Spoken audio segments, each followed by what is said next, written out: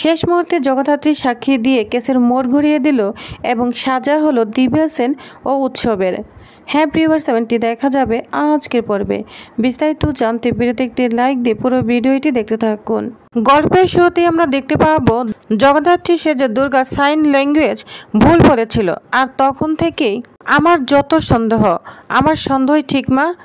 আমি লোক লাগিয়েছিলাম, সমস্ত কিছু তথ্য প্রমাণ বার করে এনেছি। ওই মেয়ে কাজ করছে না, ও 2-4টি কথা ছাড়া কিছুই বলতে পারছে না, ও অসুস্থ।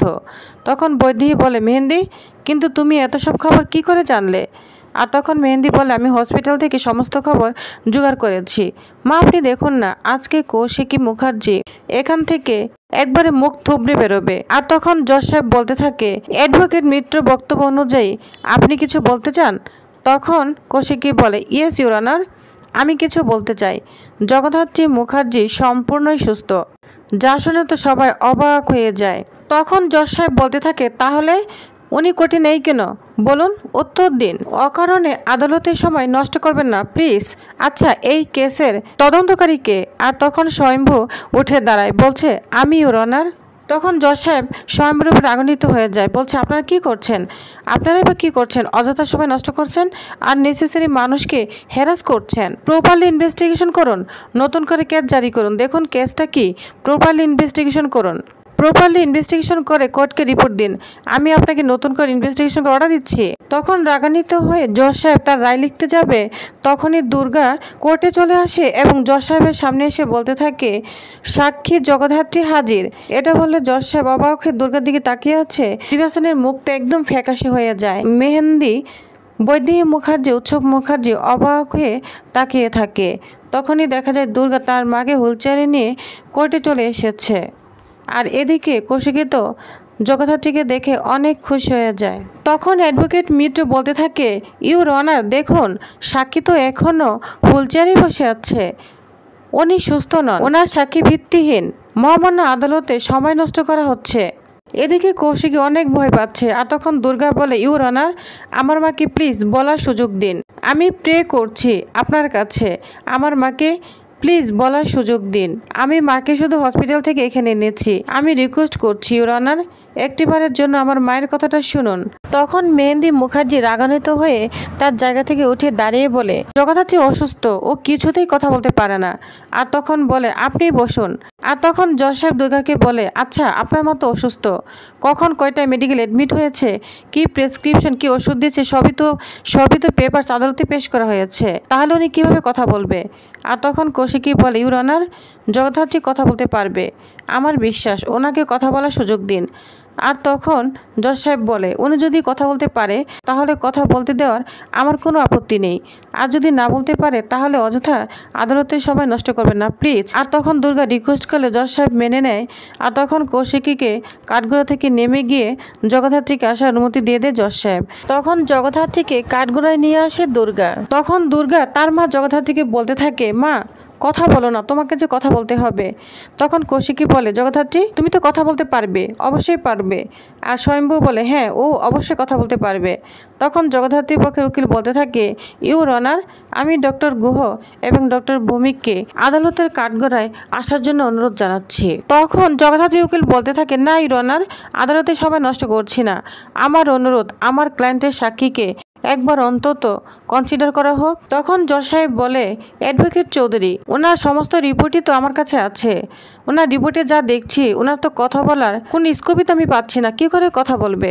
আর তখন অ্যাডভোকেট চৌধুরী বলতে থাকে ইউর অনার, আমি মহামান্য আদালতের কাছে আবেদন জানাচ্ছি একটাবার আমাকে সুযোগ দেওয়া হোক। তখন কৌশিকী জগদ্ধাত্রীকে বলে জগদ্ধাত্রী কথা বলো, ওই যে দেখো doctor Guha, doctor Bhowmik, doctor Shrimati, এরা কিন্তু সবাই তোমার অপারেশন সময় ছিল, তুমি কি সবাইকে চিনতে পারছো? তুমি কথা বলো জগদ্ধাত্রী। তখন স্বয়ম্ভু সে একই কথা বলতে থাকে, কিন্তু জগদ্ধাত্রী শুধু ফেল করে সবার দিকেই তাকিয়ে আছে। এদিকে বৈদেহী তো খুব ভয় পাচ্ছে, বলছে মেহেন্দি এখন কি হবে? তখন মেহেন্দি বলে কিচ্ছু হবে না মা, শুধু দেখে যান, ও কোনো কথাই বলতে পারবে না, ও অসুস্থ। এদিকে উৎসব মিটিমিটি হাসতে থাকে। এদিকে দুর্গা, কৌশিকী এবং স্বয়ম্ভু তিনজনই খুব চেষ্টা করছে জগদ্ধাত্রীকে কথা বলানোর জন্য, কিন্তু কিছুতেই জগদ্ধাত্রী কথা বলছে না। এদিকে অ্যাডভোকেট মিত্র বলছে, ইউর অনার, শুধু শুধু আদালতের সময় নষ্ট করা হচ্ছে। আমার ক্লায়েন্ট দিব্যা সেন সম্পূর্ণ নির্দোষ। ওনাকে বেকসুর খালাস করে সসম্মানে বিএনএস 109 থেকে মুক্তি করা হোক। তখন জজ সাহেব আবার রাগান্বিত হয়ে অ্যাডভোকেট চৌধুরীকে বলে, আপনার ক্লায়েন্ট অসুস্থ, ওনাকে হসপিটালে নিয়ে যান, চিকিৎসা করার অর্ডার দেওয়া হলো। আর তখনই তার খাতে স্টেটমেন্ট লিখতে যাবে, তখনই জগদ্ধাত্রী দিব্যা সেনের দিকে তাকিয়ে বলে ওঠে, দিব্যা সেন। আর তখন তো জজ সাহেব চমকে যায়। যা শুনে দিব্যা সেন অনেক ভয় পেয়ে যায়। মেহেন্দি, বৈদেহী মুখার্জি, উৎসব তো সবাই চমকে উঠে দাঁড়িয়ে পড়ে। এদিকে কৌশিকী, দুর্গা খুশি হয়ে যায়। তখন দুর্গা বলে, মা তুমি বলতে পারবে, বলো। তখন কৌশিকী, স্বয়ম্ভু সবাই তাকে উৎসাহ দিতে থাকে। তখন জগদ্ধাত্রী অনেক কষ্ট করে কৌশিকীর হাতে ভর করে উঠে দাঁড়ায়। তখন কৌশিকী বলে, হুইল চেয়ারটা সরিয়ে ফেলো। তখন স্বয়ম্ভু বলে, তো পড়ে যাবে। তখন দুর্গা বলে, বাবা সরিয়ে ফেলো, বলছি তো হুইল চেয়ার সরিয়ে ফেলো, আমার মা দাঁড়াতে পারবে, আমার মাকে যে দাঁড়াতেই হবে। তখন অনেক কষ্ট করে জগদ্ধাত্রী দাঁড়িয়ে আঙ্গুল তাক করে রেখেছে দিব্যা সেনের দিকে, আর বলছে, দিব্যা সেন খুনি, ও আমাকে খুন করেছে। আমি বেঁচে থাকো মৃতের মতো পড়ে রয়েছি, আমি মৃত, ও আমাকে খুন করেছে। কান্না করতে থাকে জগদ্ধাত্রী। আর তখন অ্যাডভোকেট মিত্র বলে, অবজেকশন ইউর অনার, উনি কি আবল তাবল বলছেন? উনি বলছেন উনি মৃত, উনি বেঁচে নেই। তখন জজ সাহেব অ্যাডভোকেট মিত্রকে বসিয়ে দেয় আর জগদ্ধাত্রীকে বলে, আপনি কাঠগড়ে আসতে পারবেন? আপনি কাঠগড়ে যদি আসতে পারেন এসে বলুন, কি বলবেন বলুন। আর তখন অনেক কষ্টে জগদ্ধাত্রী নিজে একাই পায়ে হেঁটে কাঠগড়ে এসে দাঁড়িয়ে বলতে থাকে, দিব্যা সেনের দিকে তাক করে বলছে, ওই দিব্যা সেন আমাকে খুন করতে বলেছিল। হ্যাঁ ইউর অনার, ওই বলেছিল আমাকে খুন করতে। জানেন তো, আমার অপারেশনের কথা ছিল অন্য ডাক্তারের। অনেকক্ষণ ভেবে বলে, ডক্টর মল্লিক।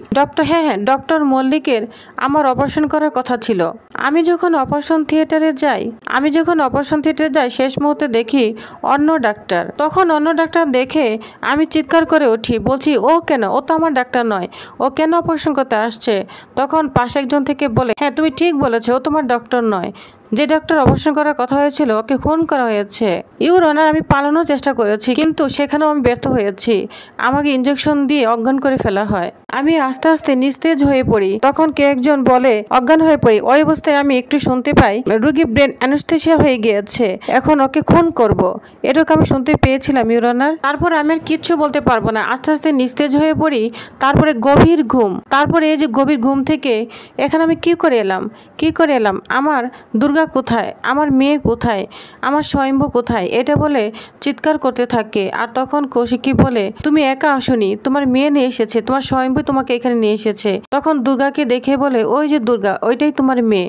তখন দুর্গার দিকে অবাক হয়ে তাকিয়ে আছে। তখন জগদ্ধাত্রী কান্না করতে করতে আস্তে আস্তে দুর্গার কাছে গিয়ে দুর্গাকে জড়িয়ে ধরে বলছে, আমার দুর্গা, আমার মেয়ে। এটা বলে দুই মা মেয়ে জড়িয়ে ধরে চিৎকার করে কান্না করতে থাকে। আর তখন জজ সাহেব বলছে, অর্ডার, যা দেখো তো দিব্যা সেন, মেহেন্দি, উৎসব তিনজনের মুখ পুরো কালো হয়ে যায় এবং খুব ভয় পেতে থাকে। এদিকে জজ সাহেব বলে, অর্ডার, বেল রিজেক্টেড হলো। এই কেসের আসামিকে 2 সপ্তাহের জন্য জেল কাস্টাডিতে থাকার নির্দেশ দেওয়া হলো এবং এই কেসের ইনভেস্টিগেশন অফিসারকে কোর্টের নির্দেশ দিচ্ছে ইনভেস্টিগেশনের প্রপার রিপোর্ট কোর্টে সাবমিট করার জন্য। তো নেক্সট ডেট দিয়ে জজ সাহেব কোর্ট সমাপ্ত করে দেয়। এদিকে দিব্যা সেন আর মেহেন্দি, উৎসব অবাক হয়ে যায় এবং তিনজনকে জেল কাস্টাডিতে নিয়ে যায়। এদিকে দুর্গা তার মাকে ধরে জড়িয়ে আবার কান্না করতে থাকে। এদিকে স্বয়ম্ভু, কৌশিকী সবাই কান্না করতে থাকে জগদ্ধাত্রীকে ধরে। তো প্রিভিয়াস, তাহলে আজকের আপডেটটি কেমন লেগেছে? আপনারা তো এটাই চাচ্ছিলেন দিব্যা সেনের শাস্তি হোক এবং জগদ্ধাত্রী সুস্থ হয়ে যাক। তো এটাই তো হয়েছে। তো আপনাদের কার কেমন লেগেছে অবশ্যই কমেন্ট করে জানাবেন। পরবর্তী আকর্ষণ আপডেটটি পেতে অবশ্যই আমার চ্যানেলটি সাবস্ক্রাইব করে রাখুন। ধন্যবাদ।